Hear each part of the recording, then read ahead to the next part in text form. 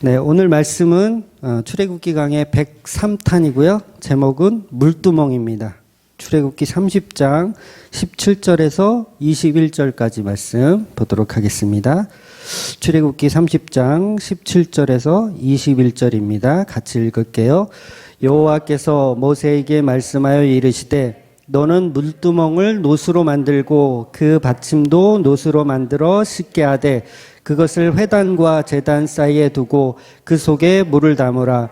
아론과 그의 아들들이 그 두멍에서 수족을 씻되 그들이 회막에 들어갈 때에 물로 씻어 죽기를 면할 것이요 제단에 가까이 가서 그 직분을 행하여 여호와 앞에 화제를 살을 때에도 그리할지니라. 이와 같이 그들이 그 수족을 씻어 죽기를 면할지니 이는 그와 그의 자손이 대대로 영원히 지킬 규례니라. 아멘. 네, 오늘 본문에서는 다시 한번 결론적으로 영원한 규례라고 말씀하세요. 영원히 지킬 규례라고 말씀하세요. 그러면 영원히 지키는 규례라는 것은 우리가 매일 해야 되는 거죠. 영원히 해야 되는 거죠. 그런데 여러분 하십니까? 영원이라 그랬으니까. 영원히 그랬으니까 지금도 저 교회 앞에다가 물두멍을 만들어 놓고 우리가 들어올 때마다 손발을 씻고 들어와야 되죠. 영원히 지켜야 될 규례니까. 그런데 왜 안 지키고 계시죠? 네. 그러니까 그 카톨릭에서는 천주교죠. 천주교에서는 지금도 물두멍 같은 성수라 그러죠. 성수가 입구에 있어가지고 그걸로 성호를 찍는다 그러나요? 이렇게 성호를 찍고 성수로 성호를 찍고 이렇게 들어오는데 우리는 천주교가 아니라 카톨릭이 아니라 이제 개신교라고 해요. 개신교. 개신교는 들어올 때 성호를 찍지 않죠. 그래서 만인 제사장 제도를 가지고 있어요. 개신교는. 그러니까 모든 사람이 사제이고 모든 사람이 제사장이다라는 걸 갖고 있는 게 개신교예요. 그런데 우리 만인 제사장이잖아요. 우리가 제사장이잖아. 그러면 물두멍을 만들어 놓고 그 물두멍을 이렇게 손을 씻어야 되죠. 제사장이니까. 아니에요? 제 말이 지금 제가 이상하게 하나요? 우리가 다 만인 제사장이면 당연히 영원한 규례라고 오늘 본문에서 말씀하고 있으니까 영원히 지금까지도 지키고 있어야 되는. 물론 우리가 사제가 아니라면 안 지켜도 되겠지만 우리는 분명히 만인 제사장이라는 사제직을 갖고 있는 거예요. 개신교는 다 동일하죠. 그런데 왜 우리는 물두멍을 만들어 놓지 않고 손발을 씻는 사람이 아무도 없냐는 거예요. 저 알코올 소독을 코로나 때문에 열심히 하긴 하지만 그거하고는 좀 다른 개념이죠. 그러면 오늘 본문에서 말하는 영원히 지켜야 할 규례를 우리는 안 지키고 있는 꼴이 돼버리는 거예요. 그렇죠? 그래서 이제 그 여호와의 증인이나 하나님의 교회, 안식교회에서는 봐라, 너네는 영원한 규례를 안 지키고 있잖아. 그러니까 지금이라도 너네 교회 앞에 물두멍을 만들어 놓고 그걸 지켜야 돼. 왜? 하나님의 말씀은 영원 불변이니까. 언제 구약이 없어졌다 그랬어? 누가 그런 얘기를 해? 구약에 있는 모든 율법은 없어진 게 아니야. 우리는 구약도 믿어야 되고 신약도 믿어야 되는 거야. 라고 포교를 하죠. 그래서 유월절도 지켜야 된다. 안식일도 지켜야 된다. 물두멍도 만들어야 된다. 라는 식으로 영원성에 위배가 되지 않도록 우리는 영원히 규례를 지켜야 한다라고 설명해요. 그러면 우리가 그런 얘기를 딱 들으면 어떻게 돼요? 오, 정말 그러네. 영원한 규례라고 본문이 말하는데 우리는 왜 안 지키고 있지? 라는 논리에 이제 빠지게 시작하는 거야. 그러면 어떻게 되냐면 이단으로 이제 슬슬 빠지기 시작하는 거죠. 그래서 지난 수십 년간 한국교회에서 이단들이 그렇게 부흥했던 이유가 바로 그런 개념으로 이단들이 접근하기 때문에 그래요. 영원한 규례인데 너희들 일반 교회들은 안 지키고 있잖아. 분명히 유월절도 영원히 지키라고 하거든요. 하나님이. 안식일도 영원히 지키라고 해요. 다 영원이야. 오늘 물두멍도 영원히 지켜야 된대요. 그런데 안 지키고 있으니까 이단들이 너네 왜 안 지키냐고, 지켜야 된다라고 얘기하면 거기에 빠져드는 거죠. 그래서 80년대에 굉장히 이제 부흥이 일어났잖아요. 막 빌레그람 목사가 와가지고 막 그 대부흥도 어떻게 보면 그런 막 부흥이 일어났어요. 교회마다. 그래서 80년대만 하더라도 교회 간판을 딱 차렸다, 교회를 개척했다, 그러면 동네 사람들이 막 이렇게 와서 예배를 드려주고 막 이럴 정도로 정말 기독교가 아주 대단한 관심을 가졌던 시절이 있지만 그 시절 동안 또 성장한 게 있는데 뭐가 성장했냐면 이단들이 그렇게 많이 성장을 했어요. 그러니까 그 이유가 뭐냐면 바로 이런 영원한 규례를 십자가로 연결해서 해석하는 목사님들이 부족하다 보니까 이단들이 와서 너네는 왜 물두멍 안 만들어? 너희들은 왜 안식일 안 지켜? 이렇게 빼가면 어떻게 해요? 다 뺏기는 거지 뭐. 다 뺏기는 거지. 맞는 얘기잖아요. 보통은 이제 안식일이 토요일이잖아요. 안식일이 토요일인데 장로교회를 10년을 넘게 다녔는데 안식일은 주일인지 알고 있었어. 아무도 그걸 가르쳐 준 사람이 없었어요. 그러니까 많은 다수의 사람들이 그런 경우가 있어요. 안식일은 일요일인지 알고 주일인지 알고 열심히 신앙생활 했어요. 절대 주일은 어기면 안 돼, 빠지면 안 돼, 안식일을 범하는 죄야. 그러면서 열심히 일요일날 신앙생활 했는데 옆에 있는 안식일 교인들이 와가지고 야, 너네들은 일요일날 예배 드리냐? 그건 성경에서 잘못된 거야. 토요일이 안식일이다. 그런데 너네는 왜 일요일날 섬겨? 이러면서 딱 접근을 하면 그럴듯하잖아요. 오, 그러네. 아니, 우리 목사님은 10년 동안 안식일이 토요일이란 얘기를 한 번도 해준 적이 없어. 그러면 속아서 거기에 이제 홀딱 빠져가지고 아, 정말 그런가 보다라고 해서 철석같이 이제는 안식일을 지키는 거룩한 자가 돼야 되겠다고 하면서 안식일 교회로 이제 가게 되는 거죠. 이런 식으로 이단 교회들이 많이 이렇게 부흥하고 성장했어요. 그래서 뭐 하나님의 교회라든가 아니면 신천지라든가 이런 교회들이 성장했던 이유는 일반 교회들이 복음을 제대로 알고 있지 못하다. 제대로 알고 있다라는 이 얘기는 물두멍 같은 영원한 규례를 예수님의 십자가로 연결할 수 있을 만한 능력들이 없었다고 봐야죠. 그러니까 왜 일요일날 예배 드리는지를 몰라요. 그냥 그날이 안식일이라니까 그냥 하는 거야. 무턱대고. 그러니까 목사님들도 그거에 대해서 자세히 설명해 주지도 않고요. 그냥 무조건 주의를 철석같이 잘 지켜야 된다. 안식일처럼 지켜야 된다라고만 얘기를 하더라는 거죠. 그래서 유월절을 영원히 지켜야 하는데 너희들은 유월절을 안 지킨다라고 얘기하면 그러네 이렇게 돼버리는 거예요. 그래서 그거를 우상 섬긴다고 또 얘기해요. 이단들은 일요일을 지키는 거. 여러분 우리가 잘 아는 크리스마스가 태양신의 날이거든요. 태양의 신을 숭배하던 날 태양의 신의 생일이에요. 그런데 우리가 크리스마스를 12월 25일로 정해서 우리가 성탄절이라고 보내요. 근데 예수님의 생일과는 실제로 무관한 날이에요. 아무 상관도 없는 날이에요. 그러니까 그런 거를 가지고 야, 너네는 성탄절 왜 지켜? 성경에 성탄절 지키라는 얘기 있어? 없는데? 너네 12월 25일이 무슨 날인지 알아? 이날은 태양신의 날이야. 너네는 속고 있었던 거야. 그러니까 우리 이단으로 넘어와 라고 하면 그런가 보다 하고 이렇게 넘어가는 거죠. 그러니까 이렇게 복음주의적 기독교인들이 어처구니 없는 내용을 가지고 율법주의에 빠져서 하나님의 교회로 안식일 교회로 여호와의 증인으로 다 이렇게 빼앗겨 버리는 현상이 일어났어요. 이유는 뭐라고요? 일반 교회가 예수님의 십자가로 이런 날과 절기들을 연결해 줄 수 있을 만한 설교들을 전혀 하지 않았던 거예요. 그러니까 어떤 설교만 주로 했냐면 삼박자 축복 오로지 복 이런 설교만 하다 보니까 이단들의 논리적인 어떤 이런 메리트가 확 꽂히지 않습니까? 그런 거야? 야, 우린 여태까지 성탄절을 우상 숭배한 거야? 이러면서 뺏겨 버리더라는 거예요. 그래서 이단들이 그렇게 많이 부흥을 하고 있었던 겁니다.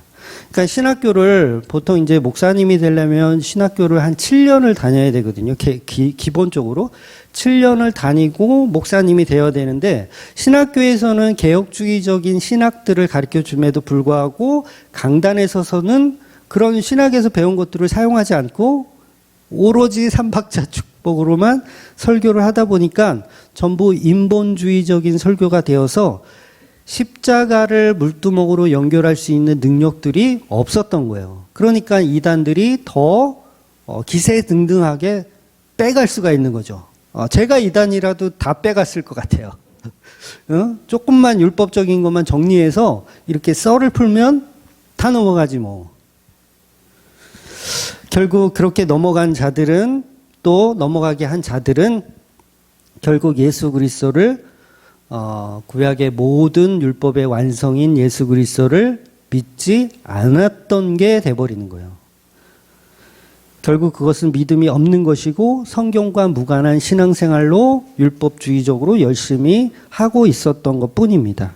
그래서 그것을 반드시 연결할 수가 있어야 돼요. 구약의 모든 날과 절기, 오늘 본문에 나오는 물두멍까지도 예수 그리스도의 십자가로 연결할 수 있는 게 바로 복음이라는 거죠. 네, 히브리서 10장 1절 시작. 율법은 장차올 좋은 일의 그림자일 뿐이요 참 형상이 아니므로 해마다 늘 드리는 같은 제사로는 나아오는 자들을 언제나 온전하게 할 수 없느니라. 그렇죠? 온전하게 할 수 없다라고 분명히 표현을 하고 있어요. 그러니까 온전하게 하려면 구약의 모든 날과 절기, 모든 제사, 이걸 전부 십자가로 연결할 수 있는 능력이 있다면 이단에 빠질 일이 있어요, 없어요? 없는 거예요. 그런데 이렇게 연결할 수 있는 능력들이 한국 교회 안에는 없었어요. 그러니까 오직 복, 오직 번영, 오직 기복, 이것만 있다 보니까 이렇게 말씀을 선포하는 데 있어서 이게 힘이 없는 거죠. 이 날선 검처럼 이게 찔러 쪼개야 되는데 이런 능력이 없다 보니까 이단들이 오히려 더 판을 치는 겁니다. 그래서 여러분 오늘 본문의 물두멍을 보면 성소에 들어갈 자격을 주는 도구예요. 성소에 들어갈 자격을 주는. 그러니까 물두멍에서 씻지 않으면 성소에 들어갈 수가 없고 들어간다 하더라도 어떻게 돼요? 죽는 거예요. 희한하죠? 물두멍에서 손발을 씻지 않고 들어갈 수도 없거니와 들어가면 죽는 거예요. 그래서 20절에 말하고 있거든요. 그들이 회막에 들어갈 때 물로 씻어 죽기를 면할 것이요 라고 하고 있어요. 죽기를 면한대요. 물로 씻어서 죽기를 면한. 그럼 안 씻고 가면 뒤진다는 얘기잖아요. 안 씻고 가면. 그러니까 죽기를 면하기 위해서 물두멍에 씻고 들어가야 하는 거예요. 그래서 히브리서는 단번에 성소에 들어갈 담력을 준다 그랬죠. 히브리서가 성소에 들어갈 담력을 단번에 준대요. 뭔가 했더니 물두멍 얘기죠. 그러면 성소에 들어갈 이 자격을 주어진다는 얘기는 물두멍 얘기인 거예요. 그러면 물두멍이 곧 오직 예수 그리스도의 피를 상징하고 있다라는 결론을 우리가 유출할 수 있는 거죠. 그래서 물두멍은 곧 십자가를 또 설명하고 있는 내용이라는 거예요. 그러니까 히브리서 기자가 영원하다라는 개념을 말하거든요. 동일하게. 그러니까 영원한 예수 그리스도의 보혈의 피로 우리는 성소에 들어갈 담력을 얻는다. 영원한. 그리고 오늘 읽은 본문에서도 물두멍은 영원히 우리가 규례로 지켜야 된다. 둘 다 영원이에요. 둘 다 영원히 지키래요. 그런데 어떤 영원을 지키는 게 더 이 현상의 이 물두멍 현상을 이어가는 거냐는 거죠. 바로 예수 그리스도의 보혈의 피가 영원히 지키는 것의 본질이라는 거예요. 그럼 오늘날 본문에 나오는 그 물두멍 영원히 지켜야 할 규례는 결국 예수님의 피를 우리가 영원히 지켜야 한다는 거예요. 그래서 이렇게 영원한 규례를 단번에 십자가에 완성해서 지키신 그 예수를 우리가 믿는 거죠. 그렇다면 우리가 영원히 지켜야 할 안식일의 본질도 예수님이고 영원히 지켜야 할 물두멍의 본질도 예수님이고 십자가 속에 모든 날과 절기가 들어있다라는 개념이 되는 거예요. 그러니까 우리가 영원히 지켜야 할 뭐 구약에 나오는 할례라든가 11조라든가 뭐 이런 거는 다 예수 그리스도의 보혈의 피로 완료가 되었다, 완성이 되었다라고 보는 게 기독교라고요. 그러니까 요것만 제대로 돼 있어도 안식일 교회나 하나님의 교회로 뺏길 일은 없어요. 근데 그렇게 다 뺏겨버리는 거예요. 그러니까 전부 가짜들이죠.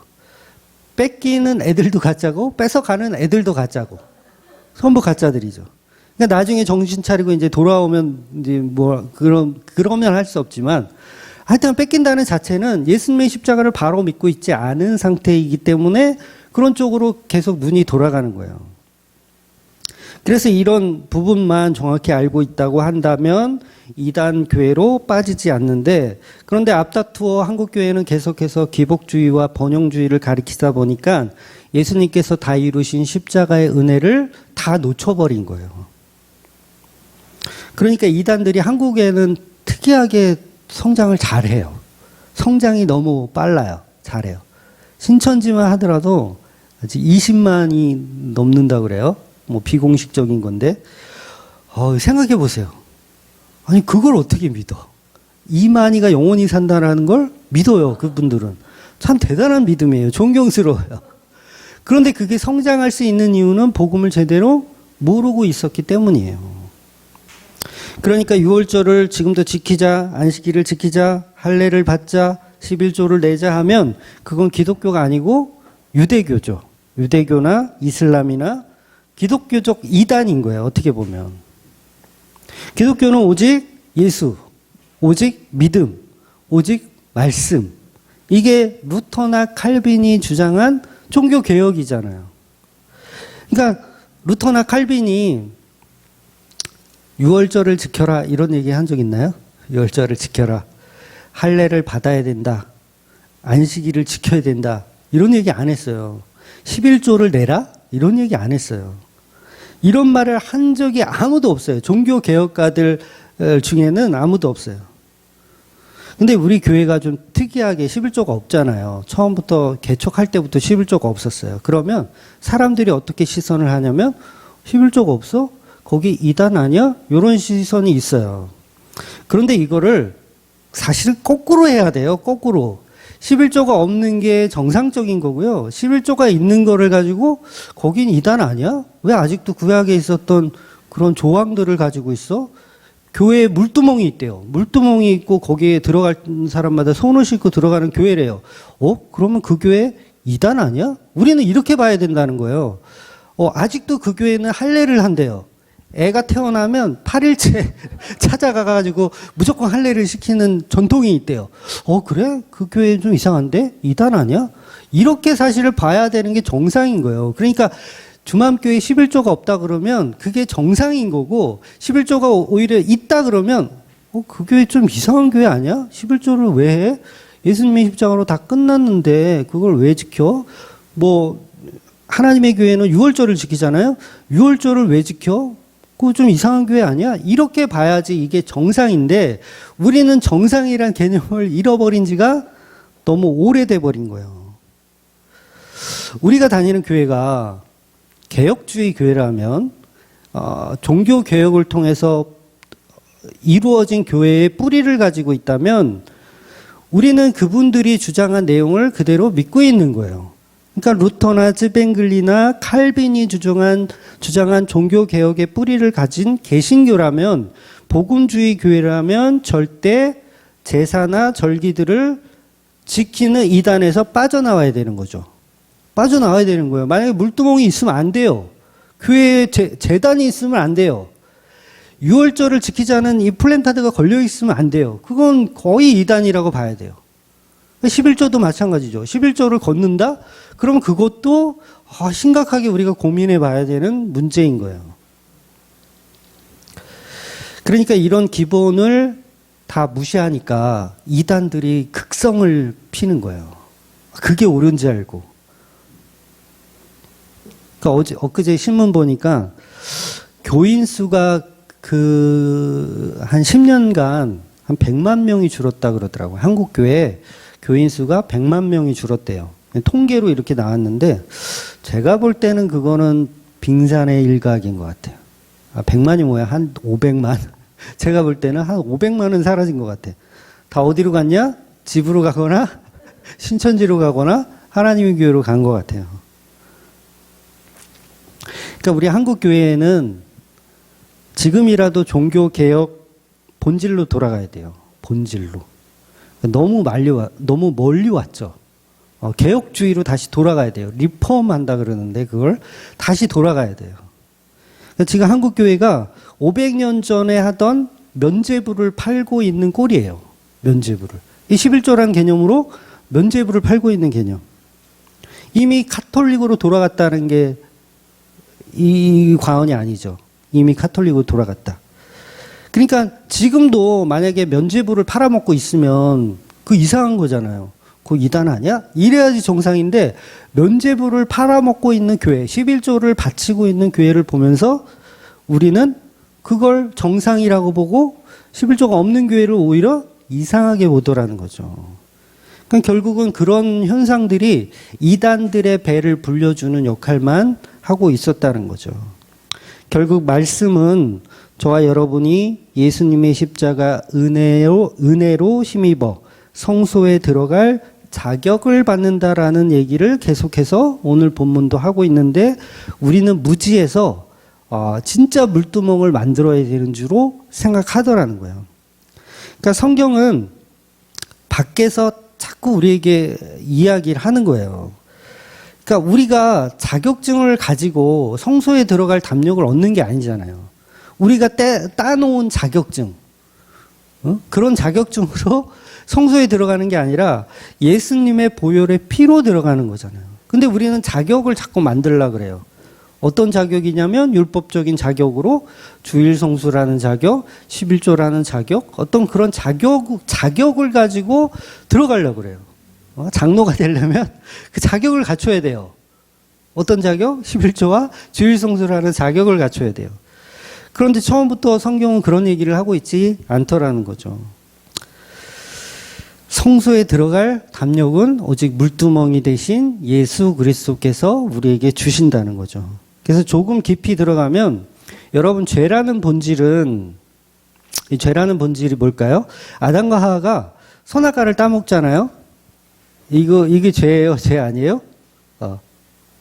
죄죠. 죄인데 그 죄가 되려면 반드시 선행돼야 되는 게 있어요. 뭐냐면 하나님의 말씀이 먼저 있어야 돼요. 그러니까 하나님의 말씀이 없는 상태에서 저 선악과를 먹으면 너희들은 반드시 죽는다라는 말씀이 먼저 선행되지 않은 상태에서 선악과는 아무리 먹어도 죄가 아니에요. 요 개념을 여러분이 아셔야 돼요. 그러니까 정확하게는 선악과를 따먹은 게 죄가 아니라 하나님의 말씀에 불순종한 게 죄예요. 선악과는 아무 죄가 없어요. 선악과는 죄가 없어요. 그런데 인간이 불순종한 게 죄인 거예요. 그래서 하나님이 먹어라 또는 먹지 마라 라고 하는 어떤 잣대를 먼저 우리에게 줬을 때 그거에 대한 반응을 가지고 죄다, 의다라고 표현하는 거예요. 그런데 우리 잣대를 무시하고 그냥 선악과 먹으면 아무 상관이 없는 거예요. 그런데 왜 죄가 되느냐면 결국은 먹지 말라고 했는데 먹었기 때문에 죄가 되더라는 거죠. 즉 인간은 스스로 죄에 빠질 수가 없어요. 이거 굉장히 중요합니다. 어렵고요.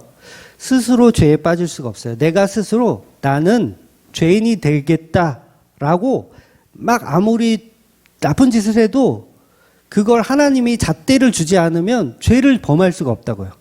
그러니까 아담과 하와가 타락을 하고 싶어. 타락하고 싶어가지고 막 준비를 하고 있어.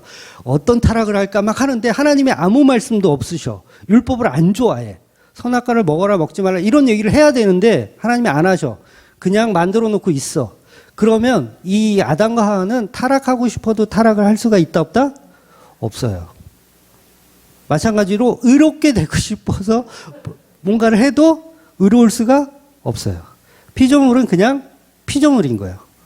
그래서 선악의 구분도 하나님이 주시는 거고 천국과 지옥도 하나님이 결정해 주시는 거예요. 우리는 이걸 우리 마음대로 조절할 수 있는 능력이 없는 그냥 피조물이라는 거예요. 그래서 사탄 마귀도요. 얘네들이 사탄막이 되고 싶어가지고, 난 사탄막이 돼야지. 나 이게 폼나는 것 같아.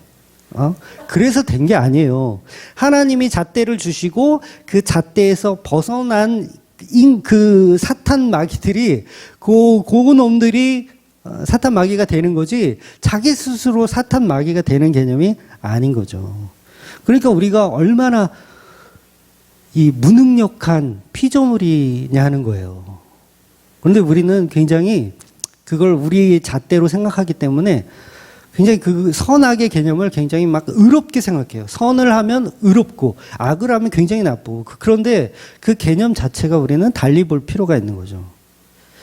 모든 선악의 판단은 하나님이 주셔야 된다는 거예요. 그러니까 인간은 창조되면 중간 형태로 있는 거예요. 의도 아니고 선도 아니고 악도 아니고 뭐 이건 아무것도 아닌 거예요. 그냥 피조물인 거예요. 그냥 있는 거.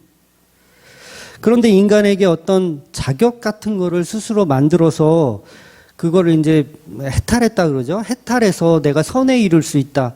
내가 의에 이를 수 있다라고 생각하는 건 다 잘못된 생각이라는 거죠. 그러니까 하나님이 피조물을 창조하셨을 때는 그 창조 자체가 그냥 없음의 자리예요.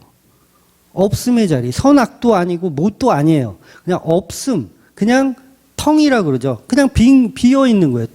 텅의 자리. 그런데 인간에게 하나님이 뭘 주시냐면 선악과를 주시잖아요. 그리고 거기에 잣대를 심어주세요. 그럼 잣대를 심어주시는 이유가 뭐예요? 인간을 선악을 구분하게 해서 뭘 하게 만드시는 거예요? 의롭게 만들어주시기 위해서 선악과를 주신 거예요.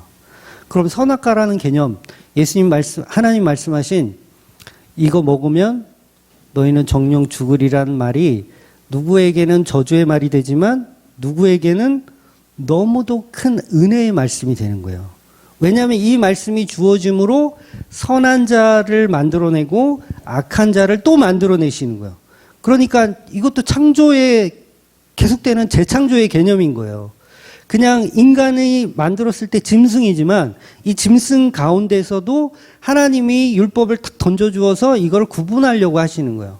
의로운 자와 악한 자를 구분하려고 하시는 거예요. 하나님의 창조의 섭리죠. 그래서 선악을 구분하는 잣대는 하나님의 말씀이라는 거예요.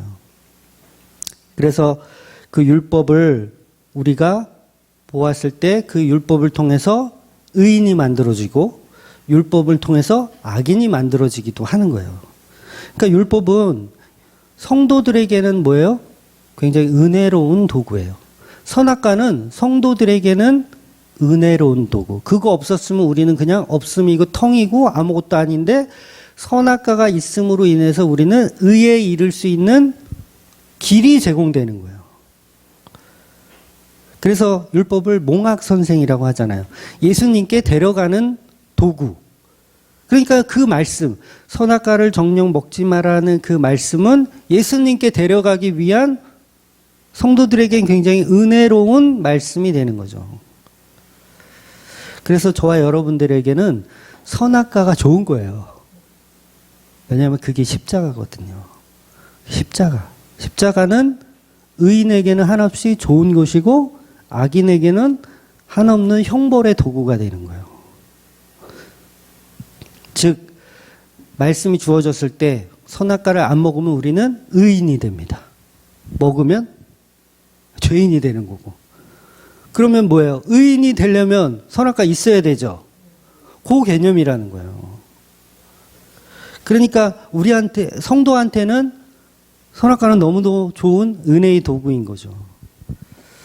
즉 천국 가는 사람들은 그 은혜를 더욱 알도록 하기 위한 말씀이고 지옥 가는 사람들에게는 그 죄를 더욱 알도록 하는 도구인 거예요. 똑같은 말씀인데 누구에게는 천국을 보내고 누구한테는 지옥을 보내더라는 거죠. 그래서 선악과를 만드신 이유는 성도에게 큰 은혜를 주기 위해서입니다. 지옥 가는 자들에게는 자기 죄를 심판받게 하는 도구가 되는 거고요. 그래서 지옥 가는 자들에게 복음은 그저 심판의 도구예요. 심판의 도구. 결국 성도에게는 악이 존재하는 것은 우리 성도에게도 악이 존재하잖아요. 그건 은혜를 부각시키기 위해서 존재하는 거예요. 그래서 우리의 삶이 때로는 막 고통스럽고 힘들고 괴롭고 이게 왜 있냐면 은혜를 주기 위한 선물이에요. 은혜를 주기 위한. 우리는 오히려 그런 고통을 잘 견디며 은혜를 바라봐야 돼요. 그러니까 쉬운 말로 해서 십자가라는 건 죄의 결과이잖아요. 그런데 죄의 결과인데 죄를 해결해 주는 기준이 되기도 해요. 죄를 해결해 주는 기준. 그러니까 십자가가 재창조의 전부예요. 전부. 그러니까 쉽게 말하면 병 주고 약 주고. 진짜 병 주고 약 주고 맞아요. 그게 창조의 질서예요. 병 주고 약 주고. 왜? 피조물을 그렇게 주물럭주물럭 거려가지고 내 사랑하는 신부로 재창조해 나가는 거예요. 주물럭주물럭. 그러니까 이거 어때요? 우리가 고통을 받죠. 고통을 받을 수밖에 없죠.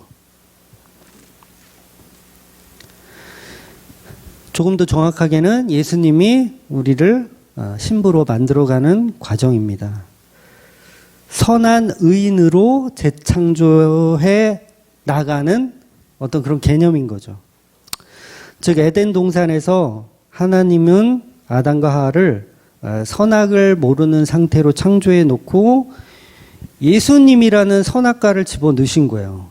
그리고 서로 사랑하게끔 재창조를 해 나가시는 겁니다. 이게 바로 신부된 교회들을 표현하는 이야기죠. 그래서 성도는 죄가 무엇인지 알게 되고요.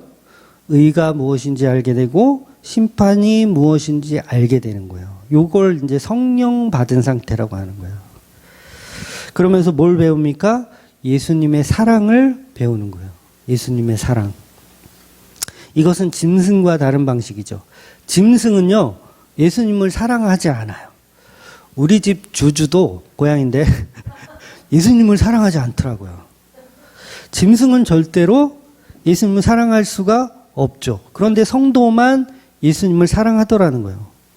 그럼 예수님을 사랑하지 않는 세상 사람들은 뭐예요? 짐승이에요, 짐승. 끔찍하죠? 짐승하고 똑같은 거예요. 결국 십자가가 재창조의 재료였던 거예요. 재창조의 재료. 그러니까 이제는 교회마다 물두멍이 필요가 있어요, 없어요? 이제는 필요가 없는 거예요.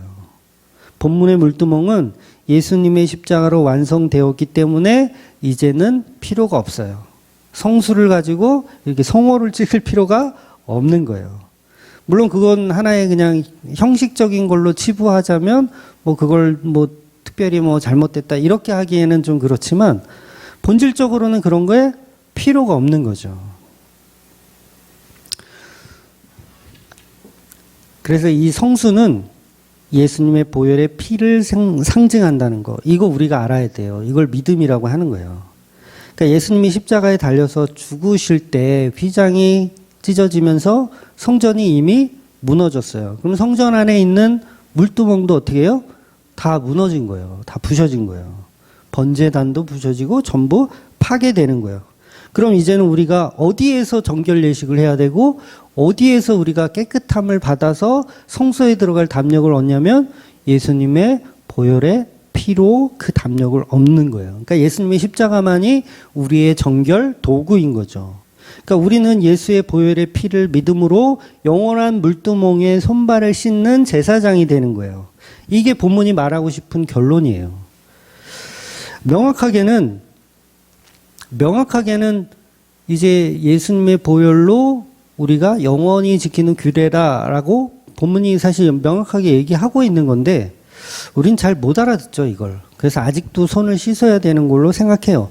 이스라엘 지금 예수님이 오신 지금 상황에서도 마찬가지예요.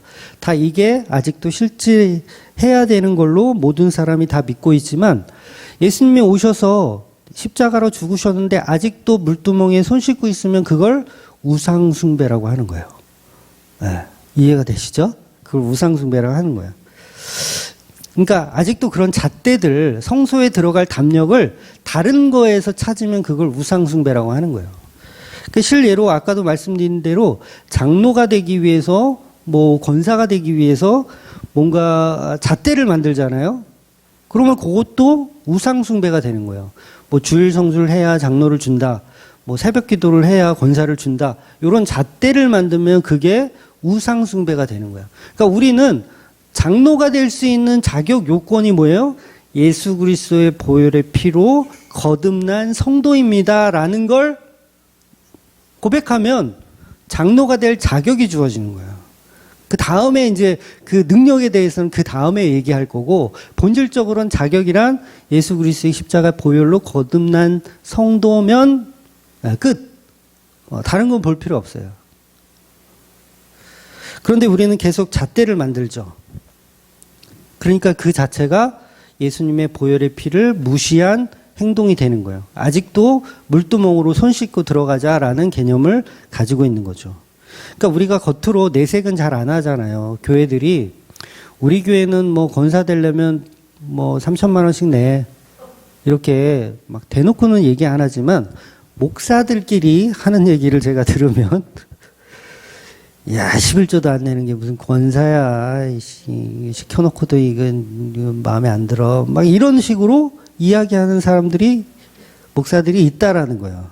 그러니까 이건 뭐냐면 여전히 그 잣대를 인간이 만들어 놓은 물두멍으로 생각하고 있는 거예요.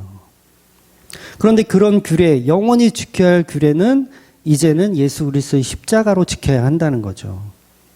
그래서 예수님의 십자가로 이미 물이 나왔어요, 안 나왔어요?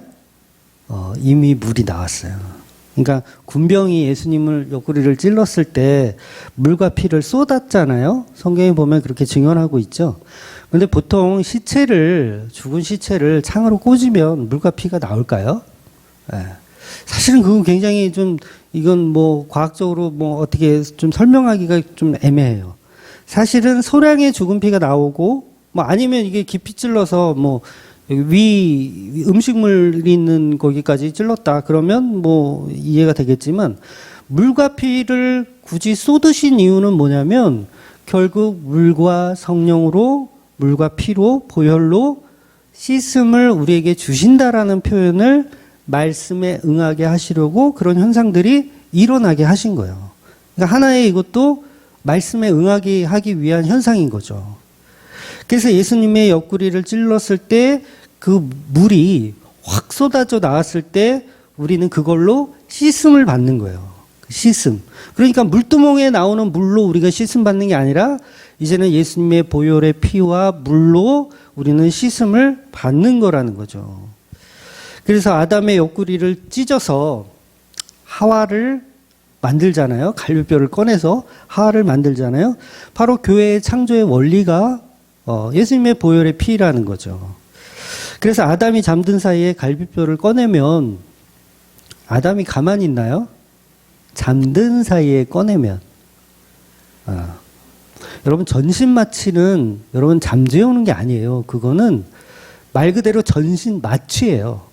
그냥 단순히 그냥 수면제 먹고 자는 상황이 아니에요. 전신 마취. 다시 말해서 죽은 거예요. 아주 일시적으로 죽어 있는 거예요. 그렇게 죽은 상태에서 하와를 꺼내서 탄생한다는 얘기예요. 하와를 꺼내서.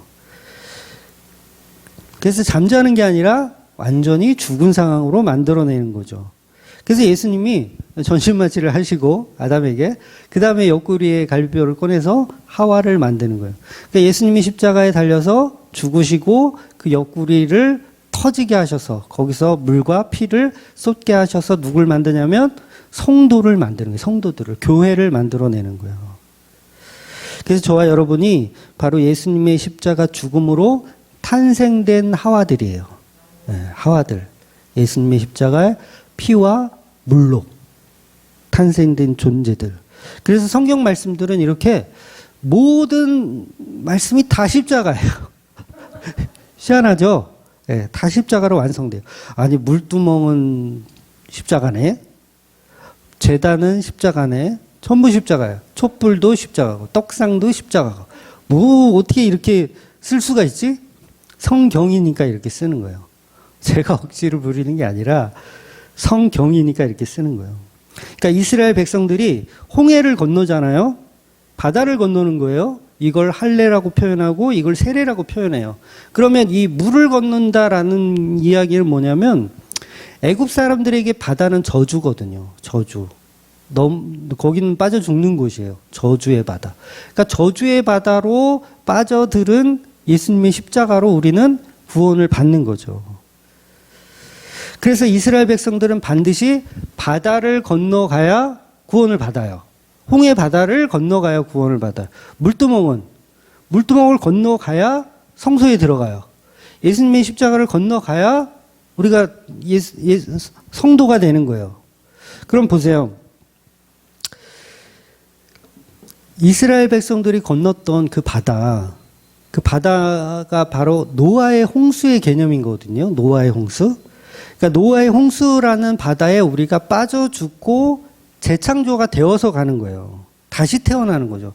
그러니까 노아의 홍수에 우리가 다 죽어야 무지개가 떠요. 우리의 죄가 다 죽어야 무지개가 뜨는 거예요. 그래서 이 물두멍은 노아의 홍수 그리고 홍해의 바다를 의미하는 거예요. 그래서 이 물두멍을 실제로 바다라고 불러요. 물두멍을 바다라고 불려요. 바다라는 어떤 다른 단어가 있는 게 아니라 그 단어 맞아요. 그 물고기 사는 그 바다가 육지라고 해서 그 바다 맞아요. 그 물두멍을 바다라고 불러요. 그러니까 솔로몬 성전에는 이 물두멍이 10개가 있는데 이 물두멍을 물두멍이라고 부르지 않고 바다라고 불러요. 그러니까 왜 바다라고 부를까요? 홍해 바다, 노아의 홍수 바다, 빠져 죽어야 된다. 거기서 씻어야 된다. 그래야 무지개가 뜬다. 그 얘기를 하는 거예요. 그래서 그 물두멍에서 그 바다에서 몸을 씻어야 성전으로 들어갈 수 있는 담력이 생기는 거예요. 그래서 홍해 건너서 들어오라는 뜻은 거기서 죽고 다시 태어나서 들어오라는 얘기예요. 그래서 예수님도 제자들의 발을 씻겨주시잖아요. 그 얘기가 뭐예요? 물두멍으로 발을 씻는 현상을 표현하고 있는 거예요. 그러니까 예수님이 직접 물두멍이 되어주셔서 너희들의 발을 씻어주신다. 그 예수님이 내가 물두멍이다. 그 얘기를 하는 거예요. 내가 저주의 바다다. 내가 거기에 빠져서 너희를 구원한다. 예수님이 직접 십자가에 죽어서 성소에 들어갈 담력을 너희에게 주겠다. 그래서 마지막 만찬에 예수님께서 제자들에게 발을 씻겨주신 거예요. 물두멍이 되어주신 거예요. 그래서 결론적으로 우리는 예수님의 보혈의 피로 옆구리에서 나오는 물과 피로 예수님이 손수 씻어주시는 세족식으로 우리의 죄를 씻어 성소에 들어갈 자격을 갖는 거예요. 결국 본문에서 말하는 영원한 규례는 우리 힘과 우리 능력으로 지키는 게 아니라 오직 예수님의 보혈의 피로 지킨다는 얘기가 되는 겁니다. 그렇기 때문에 오늘 본문은 예수님의 보혈의 능력으로 깨끗이 씻어지는 저와 여러분의 가능성에 대해서, 그 가능성이란 말은 회막에 들어갈 가능성이라는 거예요. 그걸 준다는 거예요. 그 가능성을 이 물두멍이 제공하더라는 거예요. 그래서 물두멍이 말하고 싶은 것은 우리의 죄를 정결케 하시는 예수님이 흘린 보혈의 물과 피를 오로지 말하고 있는 본문이라는 거죠. 그래서 예수님이 제자들에게 발을 씻어주지 않으면 너는 나와 상관이 없다고 하시잖아요. 그러니까 물두멍에서 손을 씻지 않으면 성소에 들어갈 수 없는 존재예요. 상관없는 존재가 되는 거예요. 그 얘기를 하시는 거죠. 그래서 예수님은 우리의 발을 물두멍이 되어서 씻어 주셔야 하는 거예요. 그래야 성소에 들어갈 담력이 생기는 겁니다. 그래서 제자들까지는 십자가 이전이기 때문에 발을 직접 이렇게 씻어 주시면서 이렇게 성소에 들어갈 담력을 주시지만 저와 여러분은 이제 그런 식으로 씻는 게 아니죠. 예수님의 영, 성령이 오셔서 우리를 씻어 주셔야 되는 거예요. 그래서 성령 세례가 곧 예수님의 세족식과 동일한 능력을 가진 거죠. 이렇게 아무 말씀이나 파면 사실 전부 십자가로 연결이 돼요. 그러니까 절대 인간의 지혜로는 불가능한 책이기도 한 거죠. 그래서 모든 성경은 십자가로 풀린다. 자, 그리고 마지막으로 또 한 가지. 이 물두멍을 만드는 재료가 또 특이하죠. 재료가. 그러니까 놋은 이제 놋 재단할 때도 제가 설명을 드렸는데 예수님의 인성을 표현하기도 하고 또 오늘 본문에서는 좀 특이한 게 하나 있는데 이게 뭐냐면 그냥 일반적인 놋이 아니고요. 물론 정확하게 이걸 구체적으로 설명한 내용은 좀 부족하지만 물두멍을 만드는 이 놋을 특이하게 그 성막에서 수종 드는 여인들의 거울로 만들어요. 특이하죠? 그냥 일반 놋으로 만드는 게 아니라 여인들의 거울로 만들어요. 그래서 물론 수종 드는 여인들이 누구냐? 뭐 이거는 성경에서 구체적으로 사실 설명하진 않아요. 수종 드는 여인들이 누구냐? 그러니까 추정하건대 레위 지파가 다 이제 하나님의 일을 하기로 이제 하거든요. 나중에 이제 아직 우리가 본문에서 나오지는 않았는데 레위 지파가 하나님의 일을 하는 일을 이제 맡게 돼요. 그런데 그 레위 지파 안에는 여자가 있어요, 없어요? 여자가 있죠. 이제 여자는 계수되지는 않지만 레위 지파 안에도 여자들이 있단 말이에요. 그래서 그런 여자들은 제사장들의 일을 도와서 여러 가지 뭐 호드렛 일을 도와서 했던 것으로 추정을 해요. 그런데 그 여자들의 손거울로 물두멍을 만든대요. 요게 특이한 거예요. 그냥 놋은 사실 많이 있거든요. 다른 데도. 그런 특이하게 여자들의 손거울로 이 물두멍을 만든다는 거예요. 출애굽기 38장 8절에 그 내용이 나오거든요. 한번 볼게요. 그가 놋으로 물두멍을 만들고 그 받침도 놋으로 하였으니 곧 회막문에서 수종드는 여인들의 거울로 만들었더라. 그렇죠? 요 본문이 있어요. 여자들의 거울로 만든대요. 그러니까 다른 선막 재료들은 직업과 상관없이 헌물을 받아서 만들면 되는데 특이하게 이 물두멍은 수종드는 여인들의 거울로 만든대요. 무슨 뜻일까요? 이게 무슨 뜻일까? 어렵긴 하죠. 물론 이 여자들은 이교도적으로 원래 이 신을 섬기는 곳에서는 여사제들이 있었어요. 항상 이방인 그 우상 숭배하는 데는 바알의 신전에도 그렇고 여사제들이 뭐 한다 그랬어요? 막 성적으로 막 타락해가지고 막 그런 짓을 하는 애들이라 그랬잖아요.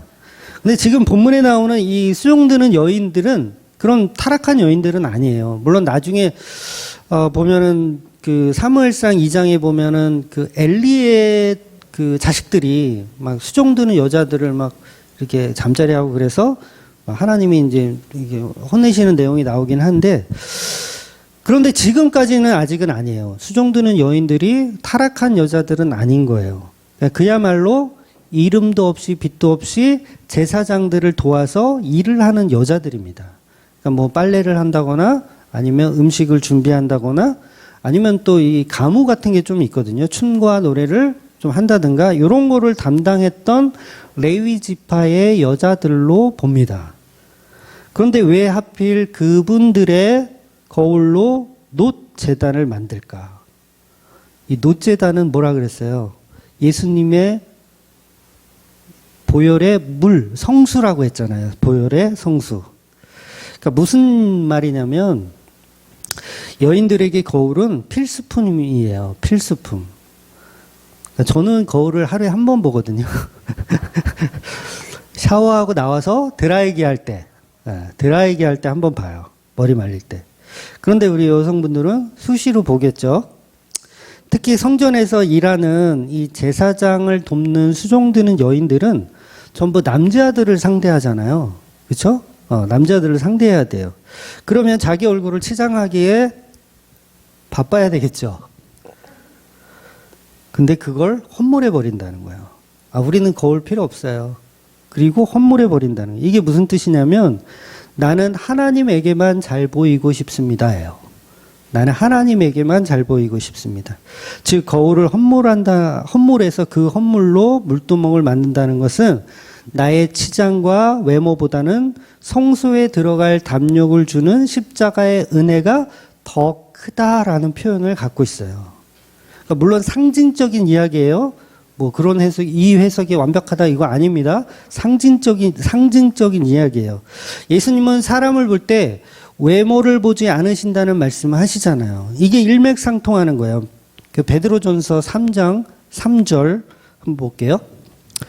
너희의 단장은 머리를 꾸미고 금을 차고 아름다운 옷을 입은 외모로 하지 말고 오직 마음에 숨은 사람을 온유하고 안정한 심령에 썩지 아니할 것으로 하라. 이는 하나님 앞에 값진 것이니라. 이게 누구 얘기일까요? 바로 수종 드는 여자들의 그 교회된 모습을 표현하고 있는 거예요. 그러니까 거울을 내어드리는, 내 거울을 하나님께 내어드려서 나는 나 치장하고 이런 거에 눈을 돌리지 않겠습니다라는 그 개념으로 물두멍이 만들어지는 거예요. 그래서 여러분, 이 물두멍을 뭘로 보셔야 되냐면 마리아의 옥합 사건으로 보셔야 돼요. 그러니까 마리아의 옥합 사건. 그게 뭐예요? 마리아는 자기의 모든 것, 이거 시집갈 미천이거든요. 자기한테는 이게 뭐예요? 이게 거울이에요. 나를 치장하고 나를 꾸미기 위한 거울을 예수님께 쏟아버리고 예수님께 머리털을 씻겨드리고 다 뭐예요? 다 바쳐버린 거예요. 그러니까 마치 물두멍을 만드는 여인과 동일한 모습을 보여주고 있는 거죠. 나의 거울을 내가 하나님께 바쳐서 물두멍을 만드는데 헌신하는 것처럼 옥합을 깨뜨린 여인은 자기의 모든 치장과 자기의 모든 용모를 다 버리는 거예요. 예수 그리스도 앞에. 나는 교회 올 때 맨 얼굴로 가겠습니다. 맨 얼굴로 가겠습니다. 그래도 저는 상관없습니다. 바로 이 은혜의 가치를 아는 수종드는 여인들이라는 거죠. 은혜의 가치를 아는. 그러니까 여러분, 이거는 여러분들에게 헌신과 어떤 그런 걸 하라는 그런 얘기를 하는 건 아니에요. 잘 이해하셔야 돼요. 그러니까 우리는 우리의 가치를 우리에게 두지 않겠다는 거예요. 모든 가치를 예수 그리스도의 보혈에 보겠다는 거예요. 모든 가치를. 그 보혈의 자리라면 내 모든 것을 들여서 물두멍을 만드는데 헌신할 수 있습니다라는 고백을 수종드는 여인들이 하고 있다는 거죠. 그러니까 이름도 없고 빛도 없는 그 수종드는 여인들, 어떤 여인들이었을까? 그분들이야말로 정말 성도였다는 거죠. 그래서 아이러니하게도 예수님 앞에서는 자기의 삶을 가치로 두지 않은 여자들이 십자가 밑에 우르르 모여 있었던 거예요. 다 뭐예요? 그 여자들이 자기의 거울을 내어드린 성도들인 거죠. 그러니까 남자 새끼들은 남자 제자들은 거의 다 도망갔는데, 거의 다 도망갔죠. 뭐 요한만 빼고 다 도망갔는데, 마리아들, 수종드는 여자들만 자기 거울을 내어준 그 여성들만 남아서 예수님의 곁을 지키더라는 거죠. 뭘 하고 있는 거예요? 물두멍 만드는 일을 지금 이 여인들이 그 자리를 지키고 있었던 거예요. 이게 바로 여인들의 손거울로 만드는 놋 물두멍이라는 거예요. 자기 얼굴을 치장해야 되는 걸 예수님의 십자가에 내어드리는 거. 이게 바로 옥합을 깨뜨린 마리아가 한 일이죠. 그래서 이 마리아가 한 일을 복음이 전해지는 곳마다 기념해야 되는 거예요. 전해지고 그것을 우리가 묵상해야 되는 거죠. 아, 성도는 이런 거구나. 나 살기 위해서만 사는 존재들이 아니라 예수님의 보혈의 피라는 복음을 위해서 사는 존재들이구나 라는 걸 표현하는 거죠. 어찌 보면 이 수종드는 여인들은 아까도 얘기했지만 타락할 수 있는 유혹이 가장 많은 그런 자리에 있는 사람들이에요. 그런데 그 위치에서 자기의 치장을 포기하는, 참 이건 신앙이 아니면 불가능하다라고 봐야죠. 그러니까 이들은 정말 은혜를 아는 성도들이라는 거예요. 그래서 예수님의 보혈의 피가 뭐예요? 그 여인들에게 세족식을 해주시는 거예요. 세족식. 그래서 예수님의 성수와 보혈은 창녀 같은 저와 여러분이 예수님의 십자가라는 그런 은혜에 함께 참여할 수 있는 그 길을 열어주시는 은혜로운 말씀이라는 거죠. 그래서 서로 그 물두멍을 바라보면서 서로 사랑하는 존재, 나를 사랑하는 게 아니라 나의 치장을 사랑하는 게 아니라 예수님의 십자가를 사랑하는 존재로 만들어 가시는 거죠. 그래서 오늘도 그 물두멍의 은혜를 깊이 아시고 그 사랑으로 얼마든지 손거울을 예수님 앞에 내어드리는 저와 여러분이 되시기를 주의 이름으로 축원드리겠습니다. 아멘. 기도하겠습니다.